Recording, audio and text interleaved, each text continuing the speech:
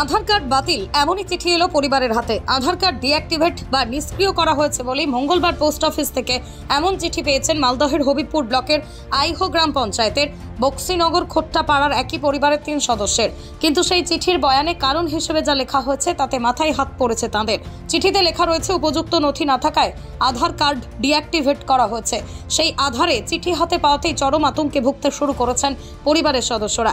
প্রসঙ্গত, বিধানসভায় দাঁড়িয়ে এ নিয়ে কেন্দ্রের বিরুদ্ধে সরব হয়েছিলেন মুখ্যমন্ত্রী মমতা বন্দ্যোপাধ্যায়।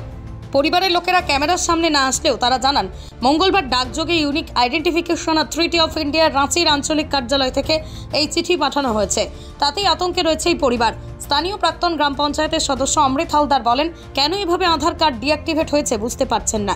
এই পরিস্থিতিতে আতঙ্কে রয়েছেন এই পরিবার। এমনকি তাদের রেশন, ব্যাংকের লেনদেন সহ আধার নির্ভর কাজ বন্ধ হয়ে যেতে পারে বলেও জানান তারা।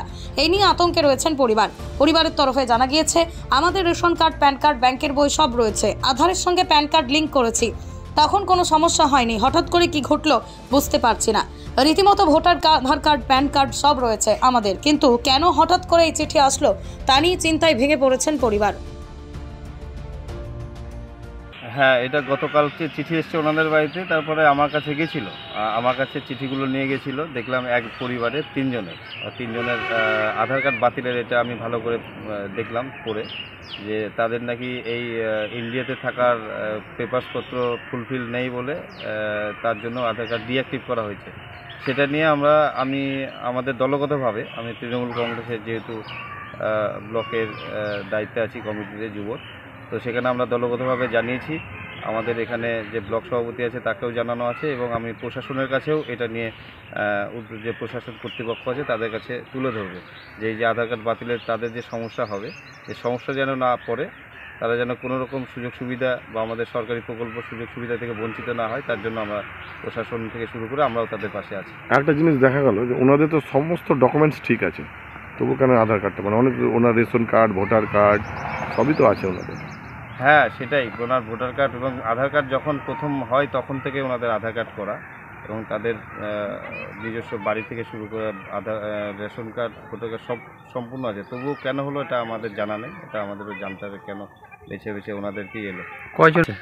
আমাদের এই এলাকাতে 3 জনের। আদিবাসী না তো ওনারা? আদিবাসী। আপনার নাম? আর অমৃত হালদার। আমি প্রাক্তন পঞ্চায়েত সদস্য ছিলাম। আমি হবিবপুর ব্লকের যুব সভাপতি।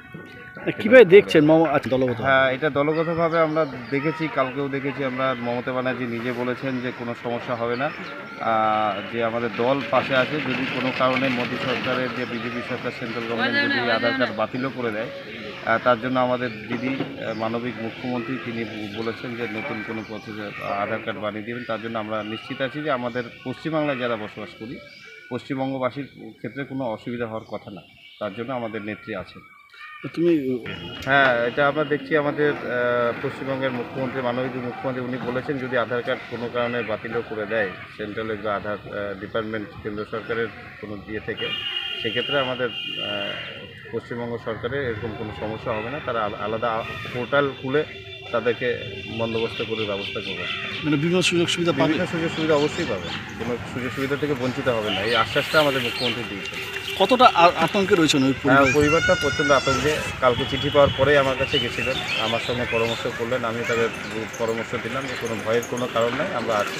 আমরা দলগতভাবে এবং প্রশাসনগত জানিয়েছি, তাদের পাশে আমরা দাঁড়াচ্ছি।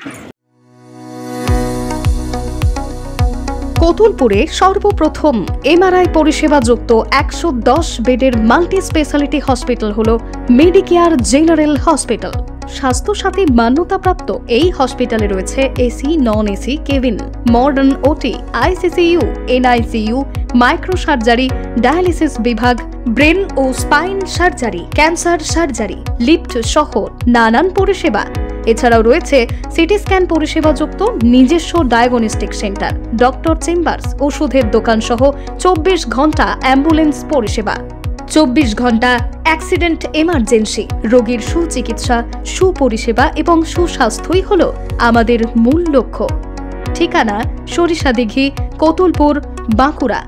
যোগাযোগ নম্বর 9434216662 অথবা যোগাযোগ করুন 9732212924 এই নম্বরে।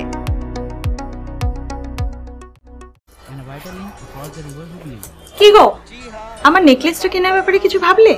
কোথা থেকে কিনবে? সমস্যা হলো কে যে কেমন জিনিস দেয়। এই সর্বকালের প্রথম আলমগিনি প্যালেসের সোনার গহনা দামও মজুরি সাধারণ জুয়েলার্সের মতোই। প্রচুর চোখ ধাঁধানো নিত্য নতুন এক্সক্লুসিভ গহনার ডিজাইন, যা আপনাদের মন কাড়ার মতো। বাহু, অন্নপ্রাশন অথবা যে কোনো অনুষ্ঠানে আপনার পছন্দ মতো গহনা অর্ডার নেওয়া হয়।